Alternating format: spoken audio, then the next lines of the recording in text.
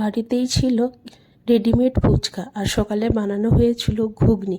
সেই ঘুগনি দিয়ে টমেটো কুচি, কাঁচা লঙ্কা, পেঁয়াজ কুচি, গাজর কুচি আর কিছু ঝুরি ভাজা দিয়ে বানিয়ে ফেললাম সুস্বাদু মশলা ফুচকা। এবার দেখা যাক আমার বরকে দিই, আমার বর কি বলে।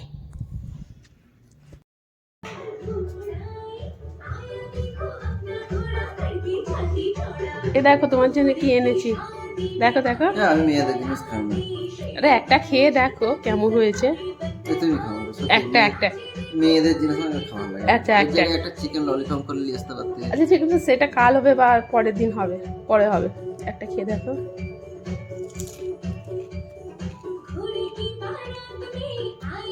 আর খাবে না নিয়ে চলে যাই? টেস্টি হয়ে যায়। এই তো মেয়েদের জিনিস খাও না বলে। বসো বসো বসো, তুমি আমার সঙ্গে বসে খাও, দুইজনে খাবো।